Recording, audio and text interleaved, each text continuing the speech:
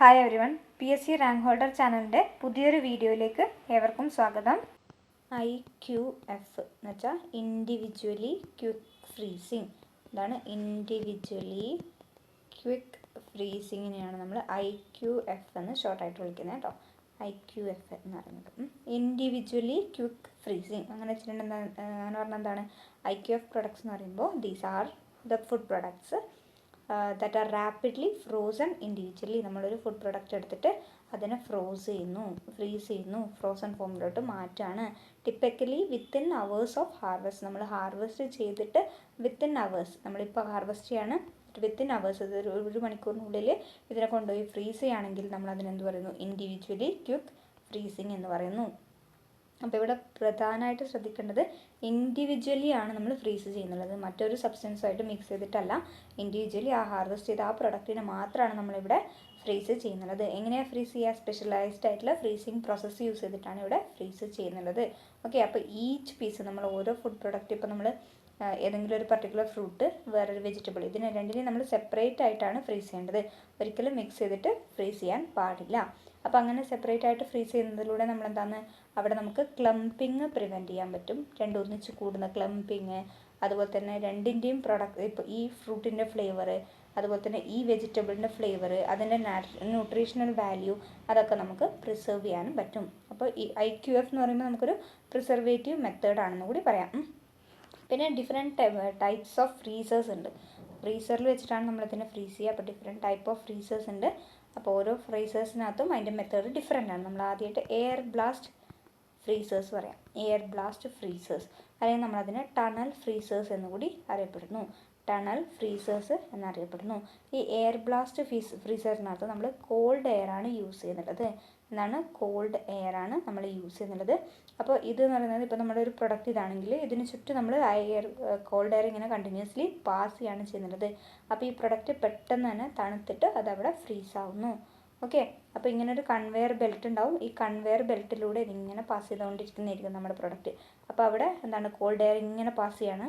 അപ്പോൾ ആ സമയത്ത് നമ്മുടെ പ്രൊഡക്റ്റ് അത് എന്തായി മാറുന്നു? ഫ്രോസൺ ഫോമിലോട്ട് മാറുന്നു. ഓക്കെ, അപ്പോൾ ഇവിടെ ക്വിക്ക്ലി ആണ് ഫ്രീസ് ആവുന്നത്. അതുപോലെ തന്നെ ഈവൻ ആയിട്ടാണ് ഹീറ്റ് ട്രാൻസ്ഫറും നടക്കുന്നുള്ളത്. അതാണ് എയർ ബ്ലാസ്റ്റ് ഫ്രീസർ അല്ലെങ്കിൽ ടണൽ ഫ്രീസർ എന്ന് നമുക്ക് പറയുന്നത്. ഒരുപാട് വെറൈറ്റി ഓഫ് പ്രൊഡക്ട്സിന് വേണ്ടി നമുക്കിത് യൂസ് ചെയ്യാൻ പറ്റും. ഫോർ എക്സാമ്പിൾ നമ്മുടെ ഫ്രൂട്ട്സ്, വെജിറ്റബിൾസ്, സീ ഫുഡ്, അതിനൊക്കെ നമുക്ക് യൂസ് ചെയ്യാൻ പറ്റും. പക്ഷേ ഒരു പ്രശ്നം എന്ന് പറയുന്നത് വെച്ചിട്ടുണ്ടെങ്കിൽ മോയ്സ്ചർ കണ്ടൻറ്റ് കൂടുതലുള്ള ഫുഡ് ഐറ്റംസ് നമുക്കിതിനകത്ത് പ്രിസർവ് ചെയ്യാൻ പറ്റില്ല. ടൂ മച്ച് മോയ്സ്ചർ കണ്ടൻറ്റും അതുപോലെ തന്നെ ഇറഗുലർ ആയിട്ടുള്ള ഷേപ്പും, അതിനൊന്നും പ്രിസർവ് ചെയ്യാൻ പറ്റില്ല. ബാക്കിയുള്ള ഫുഡ് പ്രൊഡക്ട്സൊക്കെ ഇവിടെ എയർ ബ്ലാസ്റ്റ് വെച്ച് നമുക്ക് ചെയ്യാവുന്നതാണ്. ഓക്കെ, അപ്പോൾ ഒരു കൺവെയർ ബെൽറ്റിലൂടെ കണ്ടിന്യൂസ് ആയിട്ട്, ഇതൊരു കണ്ടിന്യൂസ് പ്രോസസ്സ് എന്ന് നമുക്ക് പറയാൻ പറ്റും. എന്തുകൊണ്ടാണ്? കണ്ടിന്യൂസ് ആയിട്ട് ഇതിങ്ങനെ മൂവ് ചെയ്തുകൊണ്ടിരിക്കുകയാണ്, കോൾഡ് എയർ ഇതുപോലെ തന്നെ പാസ് ചെയ്തുകൊണ്ടിരിക്കുകയാണ്. അതൊരു മെത്തേഡ്. അടുത്തതാണ് ഫ്ലൂയിഡൈസ്ഡ് ബെഡ് ഫ്രീസർ. ഇവിടെ എന്ന് പറയുമ്പോൾ കോൾഡ് എയർ തന്നെയാണ് നമ്മൾ യൂസ് ചെയ്യുന്നത്. ഇവിടെ നമ്മുടെ ഫുഡ് പാർട്ടിക്കിൾസ് മൂവ് ചെയ്യും. അതായത് ഇങ്ങനെ കോൾഡ് എയറിൻ്റെ മേലെ ഫ്ലോട്ട് ചെയ്തിട്ടായിരിക്കും ഫുഡ് പാർട്ടിക്കിൾസ് ഉണ്ടാവുക.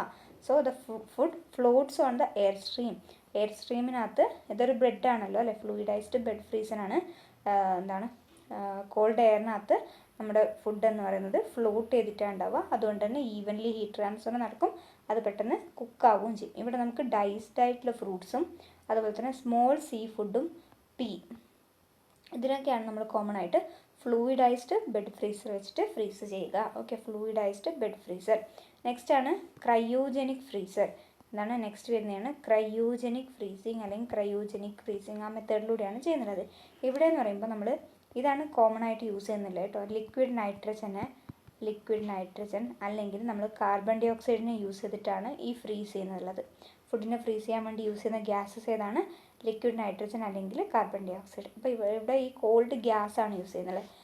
ആ കോൾഡ് ഗ്യാസിലേക്ക് നമ്മുടെ ഈ ഫുഡിനെ നമ്മൾ എക്സ്പോസ് ചെയ്യുന്നു. അപ്പോൾ അത് പെട്ടെന്ന് ഇൻസ്റ്റൻറ്റ് ഫ്രീസിങ് ആണ് അവിടെ നടക്കുന്നുള്ളത്. അതുകൊണ്ട് തന്നെ അവിടെ ഐസ് ക്രിസ്റ്റൽസ് ഒന്നും ഫോം ചെയ്യുന്നില്ല. അതുകൊണ്ട് തന്നെ ആ ഫുഡിൻ്റെ ക്വാളിറ്റി അതേപോലെ നിലനിർത്താനും നമുക്ക് പറ്റുന്നുണ്ട്. അതാണ് ക്രയോജനിക് ഫ്രീസിങ് എന്ന് പറയുന്നത്. വെരി ഫാസ്റ്റ് ഫ്രീസിങ് ആണ്. ഓക്കെ, ലിക്വിഡ് നൈട്രജനും കാർബൺ ഡൈ ഓക്സൈഡൊക്കെ യൂസ് ചെയ്തിട്ട് ചെയ്യുന്നതാണ്. അതാണ് ക്രയോജനിക് ഫ്രീസിങ്. നെക്സ്റ്റ് ആണ് പ്ലേറ്റ് ഫ്രീസിങ്. അപ്പോൾ ഈ പ്ലേറ്റ് ഫ്രീസിങ് എന്ന് പറയുമ്പോൾ ആ പേരിൽ നിന്ന് തന്നെ കിട്ടും. എന്താണെന്ന് വെച്ചിട്ടുണ്ടെങ്കിൽ രണ്ട് മെറ്റൽ പ്ലേറ്റ്സ് എടുക്കുന്നു, അതിനിടയിലാണ് നമ്മുടെ ഫുഡ് ഐറ്റം ഉള്ളത്. ഓക്കെ, രണ്ട് മെറ്റൽ പ്ലേറ്റ്സിൻ്റെ ഇടയിലാണ് എന്തുള്ളത്, ഫുഡ് ഐറ്റം ഉള്ളത്. ഈ മെറ്റൽ പ്ലേറ്റ്സ് എന്ന് പറയുന്നത് കോൾഡ് ആയിട്ടുള്ള മെറ്റൽ പ്ലേറ്റ്സ് ആണ്. അപ്പോൾ അതിനിടയിലായിട്ടാണ് നമ്മുടെ ഫുഡ് വരുന്നത്. So the food is placed between cold metal plates that directly transfer cold to the food. അപ്പോൾ ഇങ്ങനെ ഇതിൻ്റെ ഇടയിൽ വരുമ്പോൾ ആ കോൾഡ് പ്ലേറ്റിൽ നിന്ന് ഫുഡിലോട്ട് എന്ത് കിട്ടുകയാണ്, ആ ടെമ്പറേച്ചർ കിട്ടുകയാണ്. And the food freezes as it is compressed between the plates. അപ്പോൾ ഇതിൻ്റെ രണ്ടിൻ്റെ ഇടയിലായതുകൊണ്ട് ഫുഡ് എന്താവുന്നു, പെട്ടെന്ന് ഫ്രീസായി പോകുന്നു. നെക്സ്റ്റ് ആണ് സ്പൈറൽ ഫ്രീസിങ്. എന്താണ് സ്പൈറൽ ഫ്രീസിങ്? സ്പൈറൽ ഫ്രീസിങ് എന്ന് പറയുമ്പോൾ ഇവിടെ ഒരു ഹെലിക്കലായിട്ടുള്ള ഇങ്ങനെയാണ് കേട്ടോ അത് വരുന്നത്. ഒരു സ്പൈറൽ കൺവെയർ സിസ്റ്റമാണ് ഇവിടെ ഉള്ളത്. അപ്പോൾ ഈ പറഞ്ഞിരിക്കുന്ന എന്താണ് എയർ ടണൽസ് ആണ് കേട്ടോ ഇത്. ഈ എയർ ടണൽസിലൂടെ നമ്മുടെ ഫുഡിനെ ഇങ്ങനെ പാസ് ചെയ്തുകൊണ്ട് പോവാണ് ഒരു ഹെലിക്കൽ പാത്തിലേക്ക് അല്ലെങ്കിൽ സ്പൈറൽ പാത്തിലേക്ക്. ഒരു ടണൽ പോലെ ഉണ്ടാവും, ഇതിൻ്റെ ഉള്ളിൽ കൂടി നമ്മുടെ ഇങ്ങനെ ഫുഡ് ഇങ്ങനെ ഈ പാത്തിലൂടെ ഇങ്ങനെ അത് ഫോളോ ചെയ്തുകൊണ്ട് പോവാണ്. അപ്പോൾ ഇങ്ങനെ ഇത് മൂവ് ചെയ്യുമ്പോൾ അതിൽ കോൾഡ് എയർ കൂടി പാസ് ചെയ്യുന്നുണ്ട്. അപ്പോൾ നമ്മുടെ പ്രൊഡക്റ്റ് പെട്ടെന്ന് എന്താകും, ക്വിക്കലി ഫ്രീസായിട്ട് മാറുന്നു.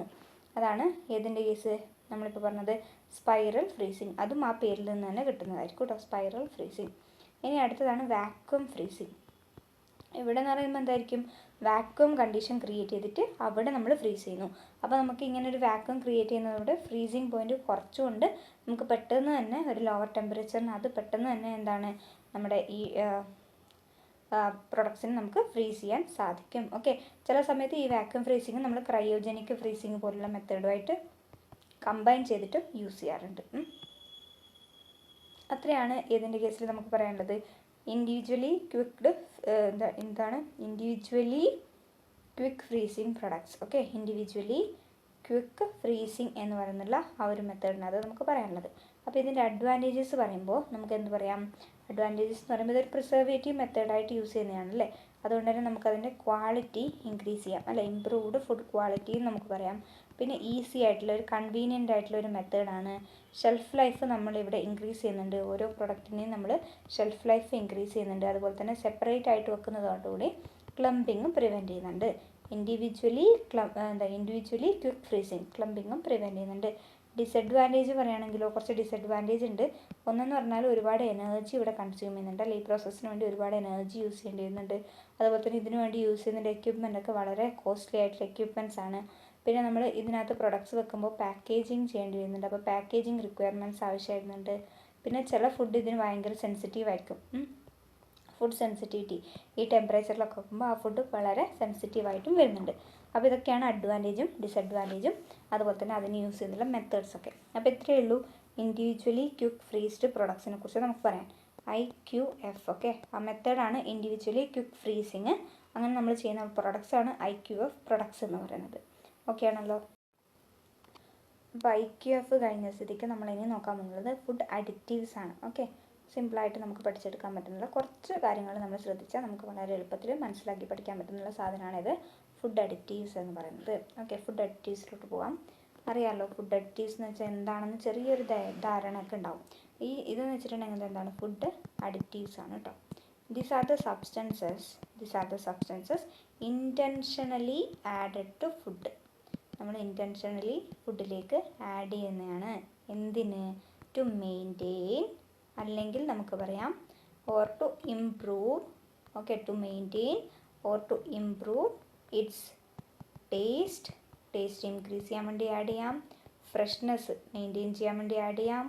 അതുപോലെ തന്നെ ടെക്സ്ചർ, അപ്പിയറൻസ് ഇതൊക്കെ മെയിൻറ്റെയിൻ ചെയ്യാൻ വേണ്ടിയിട്ട് നമുക്ക് എന്ത് ആഡ് ചെയ്യാം, അല്ലെങ്കിൽ സേഫ്റ്റി അല്ലേ, അതിനൊക്കെ വേണ്ടി നമുക്ക് എന്ത് ആഡ് ചെയ്യാം, ഈ പറഞ്ഞിരിക്കുന്ന ഫുഡ് അഡിറ്റീവ്സ് ആഡ് ചെയ്യാം. So food additives are the substances intentionally added to the food to maintain or to improve its taste, texture, അതുപോലെ തന്നെ ഫ്രഷ്നെസ്, അപ്പിയറൻസ്, സേഫ്റ്റി എക്സെട്ര.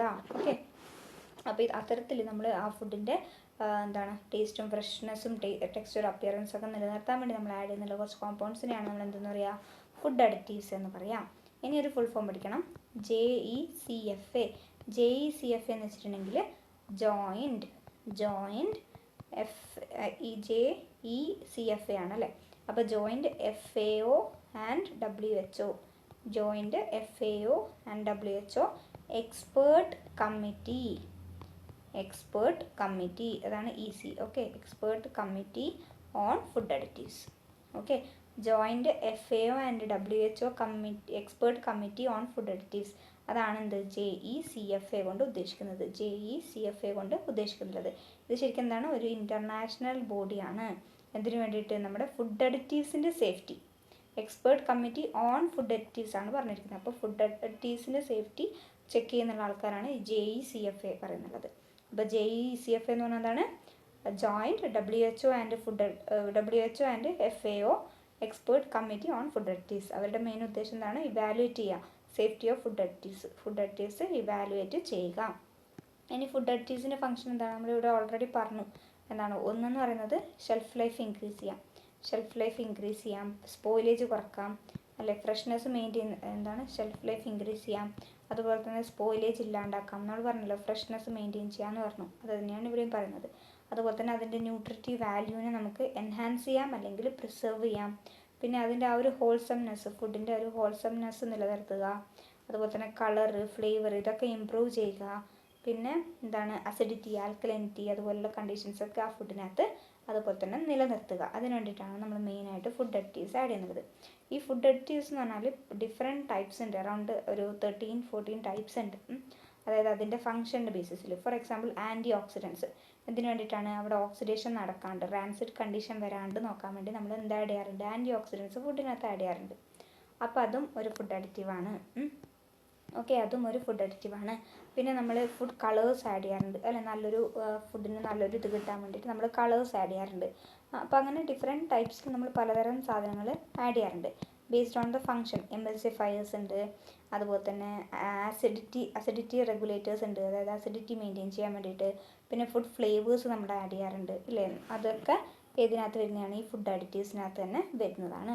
അപ്പോൾ ബേസ്ഡ് ഓൺ ദ ഫംഗ്ഷൻ നമുക്കൊരു 13 അടുത്ത് types ഉണ്ട്. ഫസ്റ്റാണ് നമ്മൾ anti oxidants എന്ന് പറയുമ്പോൾ നമുക്കറിയാം എന്താണ് അവരെന്താ ചെയ്യുന്നത്? പ്രിവെൻറ്റ് ഓക്സിഡേഷൻ പ്രിവെൻറ്റ് ചെയ്യുകയാണ് മെയിൻ ഉദ്ദേശം. പ്രിവെൻറ്റ് ഓക്സിഡേഷൻ എക്സാമ്പിൾ പറയുകയാണെങ്കിൽ അസ്കോർബിക് ആസിഡ്, അതായത് നമ്മുടെ വൈറ്റമിൻ സി, അതുപോലെ തന്നെ വൈറ്റമിൻ ഇ, ഇതൊക്കെ എന്താണ്?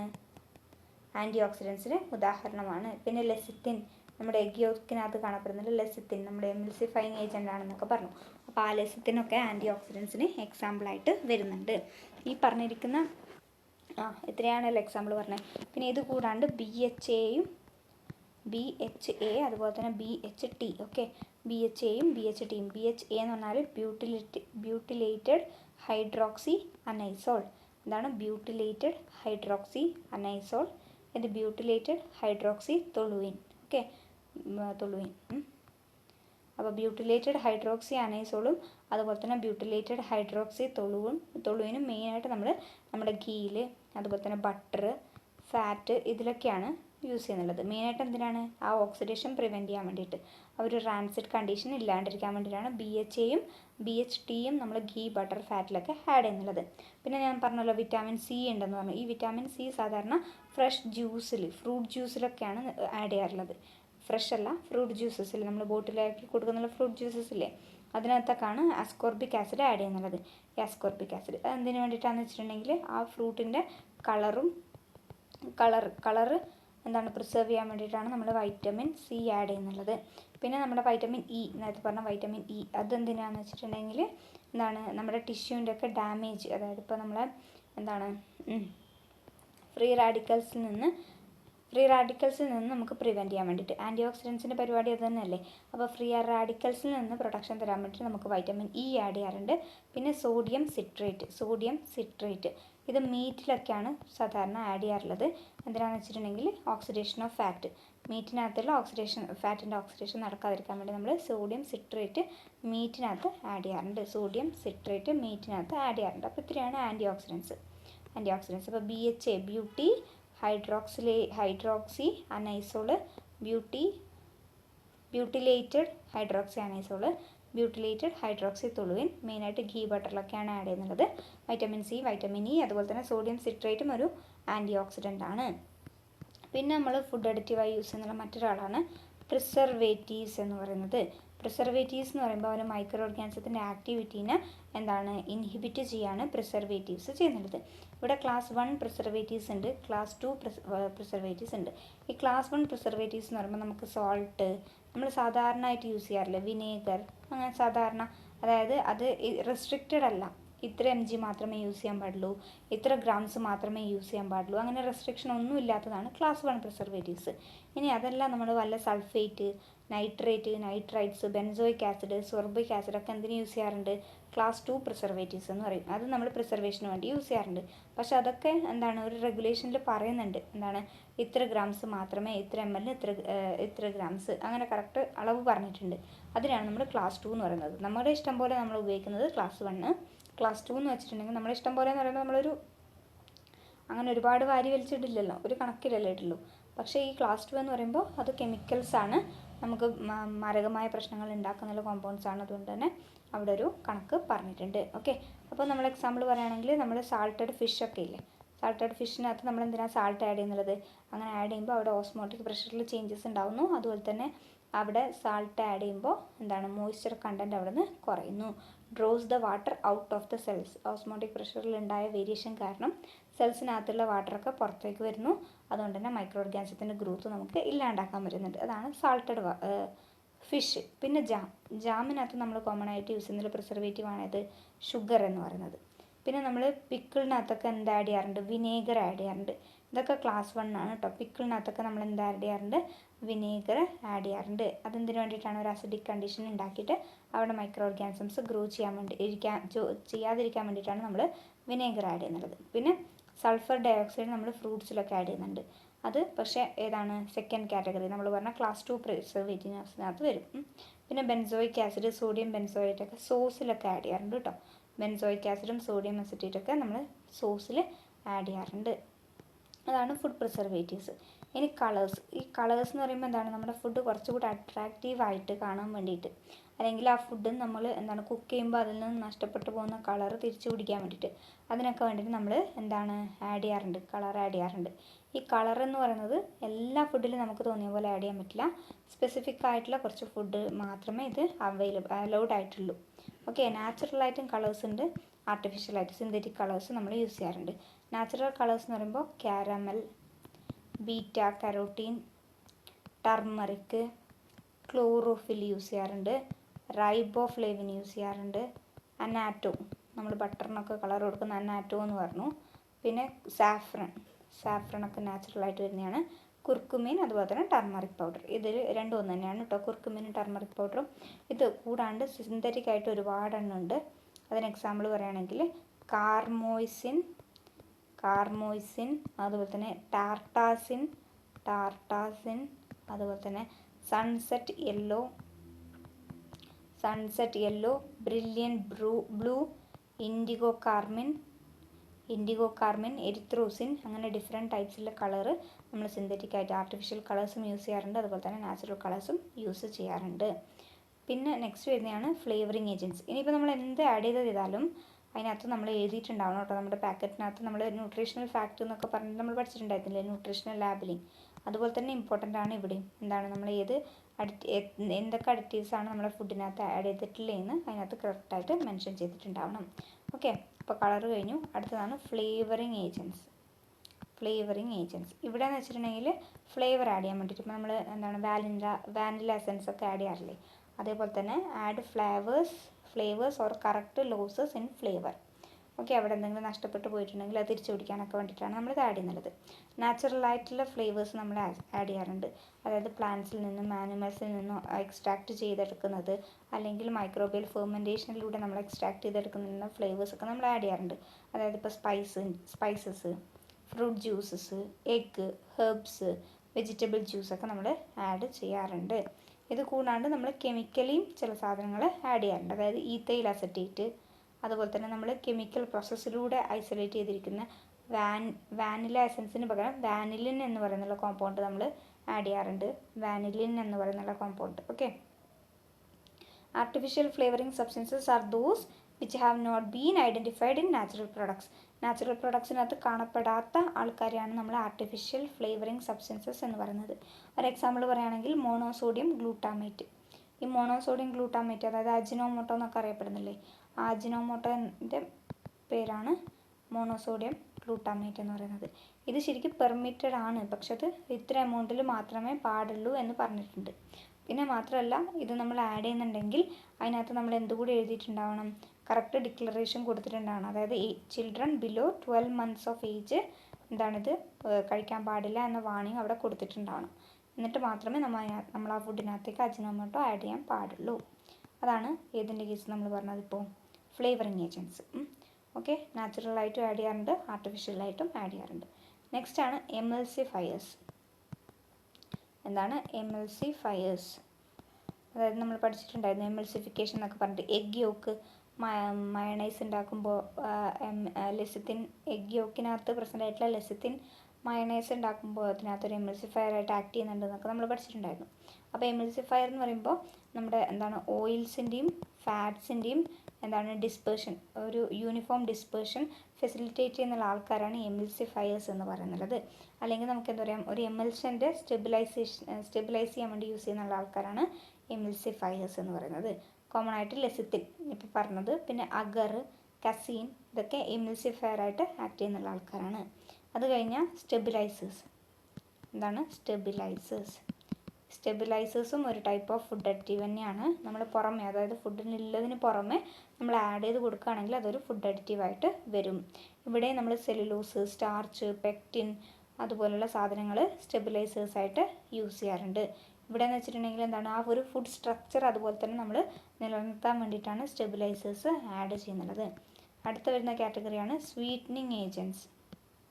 എന്താണ് സ്വീറ്റനിങ് ഏജൻറ്റ്സ്? ഇവിടെ നമ്മൾ കലോറി സ്വീറ്റ്നേഴ്സ് ഉണ്ട്, ലോ കലോറി സ്വീറ്റ്നേഴ്സ് ഉണ്ട്, നോൺ കലോറി സ്വീറ്റ്നേഴ്സ് ഉണ്ട്.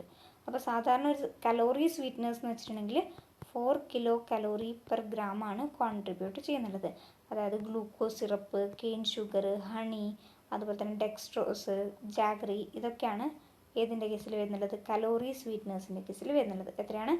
4 kcal/g ആണ്. അടുത്തത് തന്നെ ലോ കലോറി സ്വീറ്റ്നേഴ്സ് ആണെങ്കിൽ അവിടെ എന്താണ്, സൂക്രോസിനേക്കാളും കുറവായിരിക്കണം. മധുരം എന്ന് പറയുന്നത് സൂക്രോസിനേക്കാളും കുറവായിരിക്കണം. അതുപോലെ തന്നെ 1 to 3 kcal/g ആണ് വരേണ്ടത്.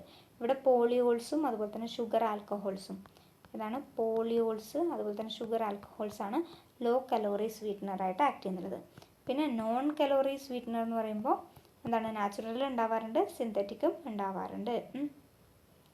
പിന്നെ എന്താണ്, സക്കാരിൻ, അസ്പാർട്ടൈം, അതൊക്കെയാണ് നോൺ കലോറി സ്വീറ്റ്നേഴ്സായിട്ട് ആക്ട് ചെയ്യുന്നത്. പിന്നെ ഇവിടെയും ശ്രദ്ധിക്കേണ്ട ഒരു കാര്യം, അസ്പാർട്ടൈം നമ്മൾ നേരത്തെ മോണോസോഡിയം ഗ്ലൂട്ടാമേറ്റ് പറഞ്ഞില്ലേ, ആ മോണോസോഡിയം ഗ്ലൂട്ടാമേറ്റ് നമ്മൾ ആഡ് ചെയ്യുന്നുണ്ടെങ്കിൽ എന്ത് വാണിംഗ് കൊടുക്കണം, നമ്മുടെ children below 12 months of age consume ചെയ്യാൻ പാടില്ല എന്ന് വാണിംഗ് കൊടുക്കണം. അതുപോലെ തന്നെ അസ്പാർട്ടൈം നമ്മൾ ആഡ് ചെയ്യുന്നുണ്ടെങ്കിൽ അത് ആർക്ക് കൺസ്യൂം ചെയ്യാൻ പാടില്ല, ഫീനൈൽ കീറ്റോന്യൂറിയ പേഷ്യൻസ് ഇത് കൺസ്യൂം ചെയ്യാൻ പാടില്ല. ഓക്കെ, സൂക്രാലോസ് എന്ന് പറയുന്ന വേറൊരു കോമ്പൗണ്ടും എന്താണ്, ഒരു സ്വീറ്റനിങ് ഏജൻ്റ് ആണ്. അസ്പാർട്ടൈം എന്താണ്, ഫീനൈൽ കീറ്റോന്യൂറിയ പേഷ്യൻസ് കൺസ്യൂം ചെയ്യാൻ പാടില്ല. അതേപോലെ തന്നെ നമ്മൾ പറഞ്ഞിട്ടുണ്ടായിരുന്നു അയൺ ഫോർട്ടിഫൈഡ് ആയിട്ടുള്ള ഫുഡ് പ്രൊഡക്ട്സ് ആര് കൺസ്യൂം ചെയ്യാൻ പാടില്ല, തലാസീമിയ പേഷ്യൻസ് കൺസ്യൂം ചെയ്യാൻ പാടില്ല. അങ്ങനെ ചില ഫുഡ് പ്രൊഡക്ട്സിന് അതുപോലെയുള്ള വാർണിങ്സ് കൊടുക്കേണ്ടതായിട്ടുണ്ട്. അപ്പോൾ നമ്മൾ അതിവിടെ കൊടുത്തേ തരുള്ളൂ. നെക്സ്റ്റ് ആണ് anti caking agents. Anti caking agents എന്ന് പറയുമ്പോഴാണ് കേക്ക് ആവാൻ പാടില്ല, അല്ലെ, ആൻറ്റി കേക്കിംഗ് അതിനെ പ്രിവെൻറ്റ് ചെയ്യുന്നു. അപ്പോൾ ഇവരെന്താ ചെയ്യുന്നത് വെച്ചിട്ടുണ്ടെങ്കിൽ അവർ മോയ്സ്ചർ കണ്ടൻറ്റ് പിടിച്ചെടുത്തിട്ട്, അതായത് ഒരു എന്താണ് കേക്ക് പോലെ ആവാണ്ടിരിക്കാൻ അതെപ്പോഴും ശ്രദ്ധിക്കുന്നു. അതായത് ഇപ്പോൾ നമ്മുടെ എന്താണ് മോയ്സ്ചർ കണ്ടൻറ്റിനെ അവർ വലിച്ചെടുക്കും. അതായത് ഇപ്പോൾ നമ്മുടെ സാൾട്ടൊക്കെ ഒരു പൗഡർ ഫോമിലല്ലേ ഉള്ളത്, അതൊരിക്കലും മോയ്സ്ചറിനെ അബ്സോർബ് ചെയ്തിട്ട് കേക്ക് ഫോമിലോട്ട് മാറുന്നില്ല. അതിന് കാരണം ആൻറ്റി കേക്കിംഗ് ഏജൻറ്റ്സ് ഈ പറഞ്ഞിരിക്കുന്ന നമ്മുടെ ടേബിൾ ചാർട്ടിലൊക്കെ ആഡ് ചെയ്തത് കൊണ്ടാണ്. അങ്ങനെ ആഡ് ചെയ്തിട്ടുണ്ടെങ്കിൽ അവർ അങ്ങനെയുള്ള ക്ലംസ് ഫോം ചെയ്യുന്നത് പ്രിവെൻറ്റ് ചെയ്യും. അതിന് എക്സാമ്പിളാണ് എന്താണ്, അലൂമിനോ സിലിക്കേറ്റ്. മിൽക്ക് പൗഡറിനകത്തേക്ക് അലൂമിനോ സിലിക്കേറ്റ് ആഡ് ചെയ്യാറുണ്ട്. അതുപോലെ തന്നെ കാൽഷ്യം സിലിക്കേറ്റ് ടേബിൾ സാൾട്ടിനകത്ത് ആഡ് ചെയ്യാറുണ്ട്. കാൽഷ്യം സിലിക്കേറ്റ് ആണെങ്കിൽ ടേബിൾ സാൾട്ടിനകത്തേക്ക്, അലൂമിനോ സിലിക്കേറ്റ് ആണെങ്കിൽ മിൽക്ക് പൗഡറിലൊക്കെ ആഡ് ചെയ്യുന്നുള്ളതാണ്. പിന്നെ വരുന്നതാണ് ലീവനിങ് ഏജൻറ്റ്സ്. ലീവനിങ് ഏജൻറ്റ്സ് എന്ന് പറയുമ്പോൾ ഇപ്പോൾ നമ്മൾ കേക്കൊക്കെ ബേക്ക്ഡ് പ്രൊഡക്ട്സിലൊക്കെ അതിങ്ങനെ പൊങ്ങി വരാൻ വേണ്ടി യൂസ് ചെയ്യുന്നുള്ള കുറച്ച് ആൾക്കാരാണ് ലീവനിങ് ഏജൻറ്റ്സ് എന്ന് പറയുന്നത്. അതായത് എന്താണ്, ഡോ ഉണ്ടല്ലോ, നമ്മുടെ മാവ് കേക്കിനൊക്കെ ഉണ്ടാക്കി വെച്ചിരിക്കുന്ന അല്ലെങ്കിൽ ബ്രെഡൊക്കെ ഉണ്ടാക്കാൻ വേണ്ടി ഉപയോഗിച്ചിരിക്കുന്ന ഡോയിനകത്തേക്ക് എന്ത് ചെയ്യും, ഗ്യാസ് ആഡ് ചെയ്യും. അങ്ങനെ അതിന് എന്താണ് അവിടെ നല്ലൊരു, അത് ബേക്ക് ചെയ്ത് വരുമ്പോൾ നല്ലൊരു സ്മൂത്ത് ടെക്സ്ചർ കിട്ടാൻ വേണ്ടിയിട്ടാണ് ഈ ലീവനിങ് ഏജൻറ്റ് നമ്മൾ ആഡ് ചെയ്യുന്നുള്ളത്. അതായത് ഉദാഹരണത്തിന് സോഡിയം ബൈകാർബണേറ്റ്, അതായത് ബേക്കിംഗ് സോഡയൊക്കെ നമ്മൾ ആഡ് ചെയ്യാറുണ്ട്. ഓക്കെ, അതാണ് എന്തെന്ന് പറയുന്നത് ലീവനിങ് ഏജൻറ്റ്സ്. ഇതിനടുത്തെയാണ് ഹ്യൂമെക്റ്റൻസ്. ഹ്യൂമെക്റ്റൻസ് എന്ന് പറയുമ്പോൾ ഇവിടെ ആ ഒരു ഫുഡിനെ എപ്പോഴും ഡ്രൈ ആവാണ്ട് എപ്പോഴും മോയ്സ്ചർ നിലനിർത്തിക്കൊണ്ട് സൂക്ഷിക്കുന്ന ആൾക്കാരാണ് ഹ്യൂമെക്റ്റൻസ് എന്ന് പറയുന്നത്. ഇവിടെ butylene glycol, aloe vera gel, സോർബിറ്റോള്, egg യോക്കും വൈറ്റും, പ്രൊപ്പിലീൻ ഗ്ലൈക്കോളൊക്കെ ഹ്യൂമെക്റ്റൻസിന് എക്സാമ്പിളാണ്. അതായത് ഫുഡ് ഒരിക്കലും ഡ്രൈ ആയി പോവാണ്ട് സൂക്ഷിക്കുന്ന ആൾക്കാരാണ് ഹ്യൂമെക്റ്റൻസ് എന്ന് പറയുന്നത്. അപ്പോൾ ഇത്രയാണ് ഫുഡ് അഡിറ്റീവ്സിൻ്റെ കേസിൽ നമുക്ക് പറയാനുള്ളത്. ഓക്കെ ആണല്ലോ.